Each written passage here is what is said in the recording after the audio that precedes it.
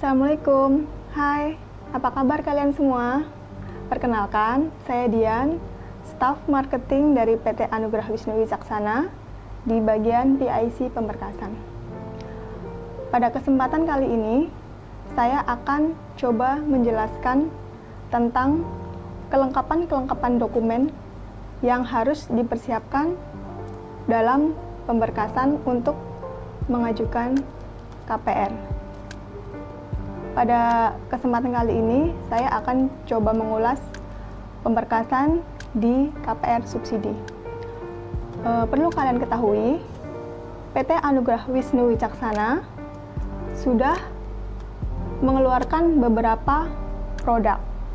Yang pertama, Gardenia City 1 yang ada di Sukatani, Gardenia City 2 yang ada di Sukatani juga, Gardenia City 3 yang ada di Cibitung, dan yang terbaru Samandra Gardenia.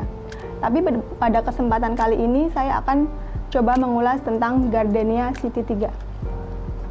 Oke, bagi kalian yang kebetulan sedang melihat video ini, apakah kalian sudah booking unitnya di Gardenia City 3? Kalau sudah, kalian tentu masih banyak yang bertanya-tanya, dokumen apa saja sih yang harus dilampirkan dan kelengkapan apa saja sih yang harus dilengkapi untuk pemberkasan KPR subsidi tersebut. Baiklah, kita ulas satu persatu ya. Yang pertama itu, kelengkapan yang pertama adalah data diri konsumen. Data diri konsumen itu mencakup 1 KTP, 2 NPWP, KTP istri atau suami jika sudah menikah, kemudian surat nikah jika sudah menikah, fotokopi KK, kemudian akta cerai jika sudah berpisah. Itu adalah dokumen yang wajib untuk dilengkapi, dokumen utama yang harus dilengkapi. Kemudian dari kami mengeluarkan beberapa form aplikasi yang dikeluarkan atau diterbitkan dari bank penyelenggara kredit yang diserahkan kepada kami. Antara lain, surat pernyataan pemohon KPR subsidi. Contohnya seperti ini. Nah, di sini biasanya masih ada yang salah. Jadi, biasanya konsumen itu selalu mengisi di kolom dua-duanya jika dia single. Jadi di atas dengan nama pemohon, di bawah juga nama pemohon. Sebenarnya itu salah. Yang benar adalah di bagian atas ini diisi data diri pemohon, dan jika sudah menikah maka diisi di bagian bawahnya. Setelah itu, di lembar berikutnya, di sini tanda tangan pemohon di atas materai, kemudian di sebelahnya tanda tangan pasangan. Kemudian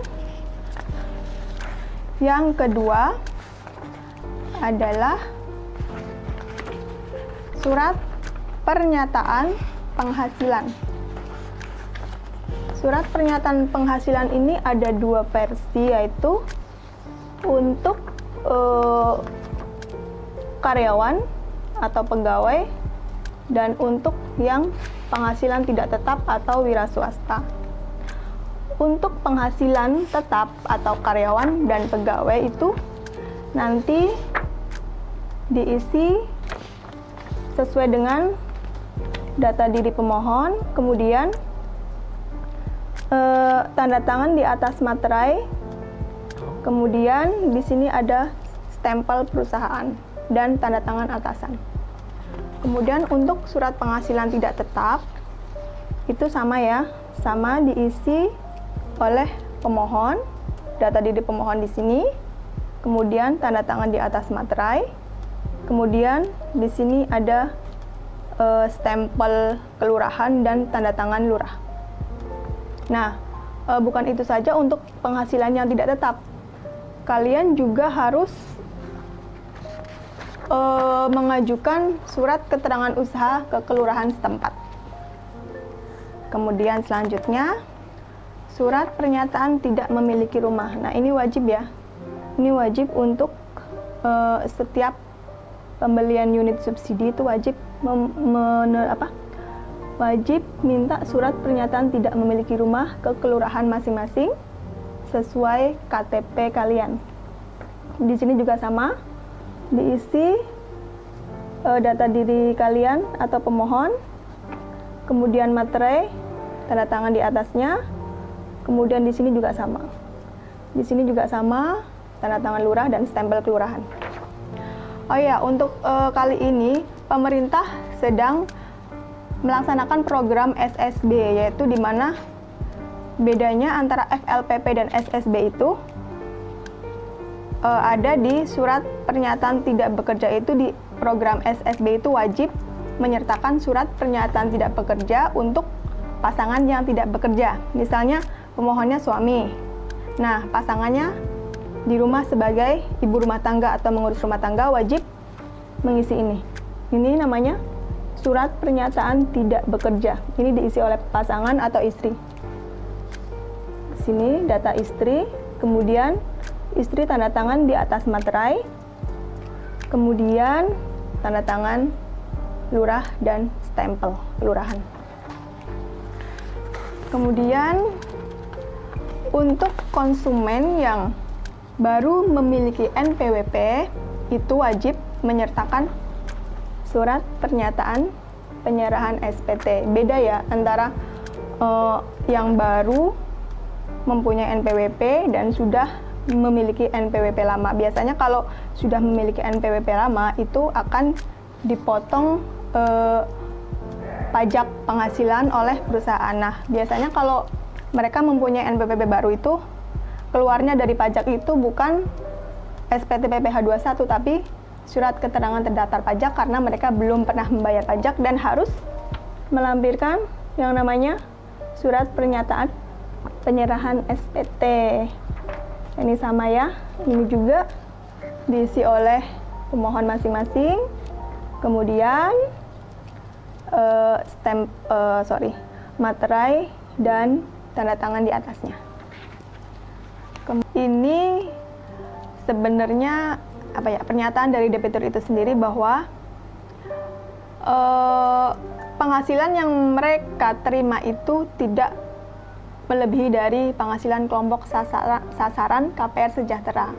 Di sini itu KPR Sejahtera itu untuk program SSB ada minimal dan maksimal gajinya, yaitu minimal gaji 4 juta dan maksimal gaji 8 juta rupiah.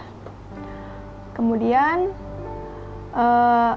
debitur dan pasangan belum memiliki rumah sama sekali atau dalam masa hidupnya itu belum pernah yang namanya mengajukan KPR subsidi.